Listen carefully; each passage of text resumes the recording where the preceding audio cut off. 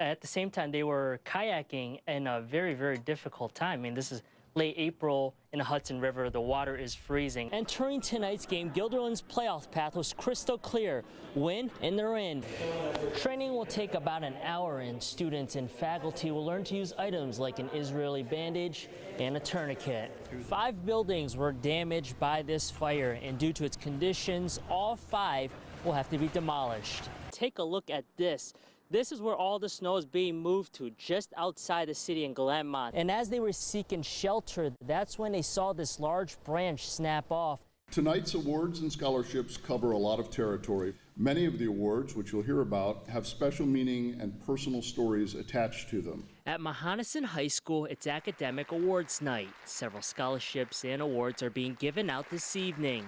That includes the Deborah A. O'Donnell Roman Memorial Scholarships. Just as a person, no one has a bigger heart than Debbie. She was a very funny, amazing person, and I'm glad she came into my life. She established a phenomenal program here at Mahonison. That program is English as a Second Language. Deborah Roman taught it to elementary students for nearly 20 years. It was magical watching her work with her students, to have a group of 8 students that spoke different languages and to see their progress and how they acquired the language so quickly. She wouldn't give up on you. She just wouldn't yell at you ever. She'd always just help you out, even if it seems like it's impossible to learn. Mrs. Roman made it possible by ensuring all her students got the best education, never letting a student fall through the cracks. Dedicated to helping students learn English as a second language until her passing. If I remember correctly, the superintendent had to call me because I didn't believe them at all. And then, they told me to turn on the news. It was early February 2016. According to police, Mrs. Roman and her youngest son were killed by her husband at their Latham home in a murder-suicide. The oldest son wasn't home at the time. It rocked our worlds. It was just shocking and devastating. It is and it was unbelievable. The days and weeks that followed were difficult for many, including her colleagues. But her school wanted to make sure her integrity, perseverance, and acceptance continued to be shared. Within a week or two after she died, former district administrator Diane MacGyver knew what needed to be done to start a scholarship, and that was something we felt that Debbie would want. We knew that it would be very important for her that there was stability and consistency for them. I think that really guided us to come together and do what was best for the kids. 3 months after her death, her colleagues awarded the first scholarship to graduating ESL students. Now in its 4th year, 11 scholarships will be awarded after tonight. And this year, a former student is presenting the scholarships. I was in the English as a Second Language program from kindergarten through the 3rd grade, and during my time there I had a very special teacher named Mrs. Roman. For 4 years, Mrs. Roman was also my ESL teacher, helping me learn a language that I utilize every day for a living. She helped me tremendously during that time. Tonight, 3 scholarships are handed out, including one to my sister, who also had Mrs. Roman. She'd be so proud of you. And without her, I would not be where I am today. It means the world to have you doing this story on her and paying tribute to what she did for you and what she does for all of her students. Today, the ESL program, now known as ENL, English as a New Language, continues to be taught by Mrs. Roman's colleagues, sharing her work and legacy with students learning English. I'm sure she's up in heaven teaching ESL up there. For anybody who doesn't speak English, I bet you she's teaching it up there. In Rotterdam, Jackson Wang, Spectrum News. It's one of those things that were kind of on my bucket list that I would want to do anyway. For the last 2 months, Army veteran Jimmy Thomas has been cycling across the country, from Newport, Oregon, all the way to Albany, 3,500 miles. I can't swim. Running seemed too far, so I thought, okay, I'll bike. But Thomas isn't much of a cyclist. He didn't train for this ride and stuck to his ring, ding, and soda diet. Thomas figured he'll ride himself into shape. I couldn't feel my legs. I was numb from the waist down.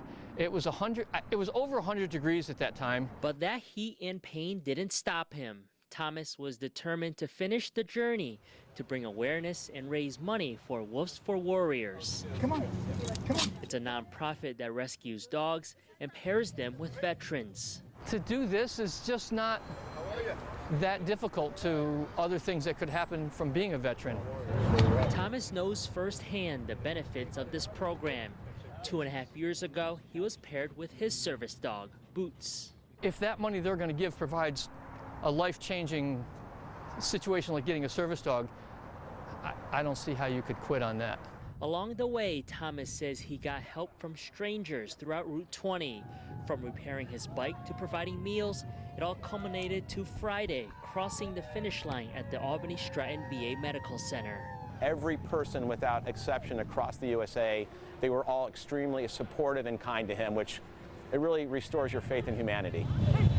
And the first person to greet Thomas, his service dog, Boots. Reunited after more than 2 months apart. So after taking on cycling, will Thomas continue? Ask me that in a couple months. We'll see. By spring, probably yes. But right now, it's going to get hung up. Thomas has raised about $20,000 throughout this cross-country journey. If you'd like to help, you can visit wolvesforwarriors.org for more information. In Albany, Jackson Wang, Spectrum News.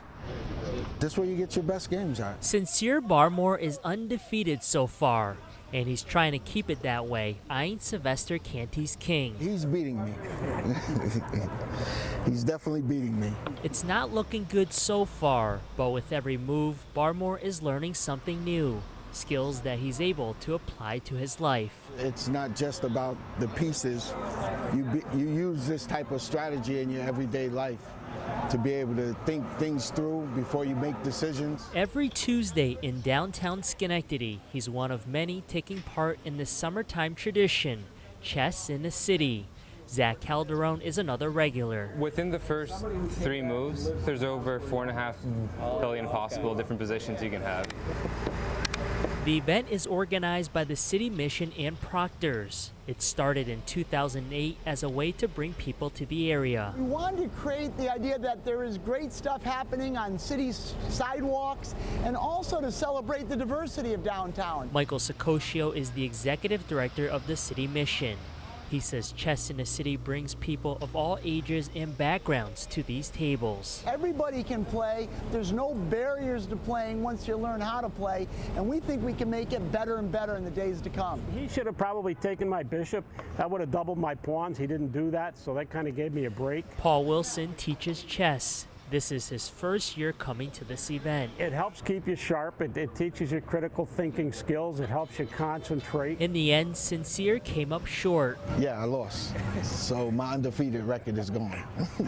But he's ready to redeem himself in the next match, while continuing to make friends, build relationships, and get back those bragging rights. Just a good game, and I hope more people come out. Chess in the City runs every Tuesday until August 27th from 11:30 until 1 right here under the Proctor's marquee. In Schenectady, Jackson Wang, Spectrum News.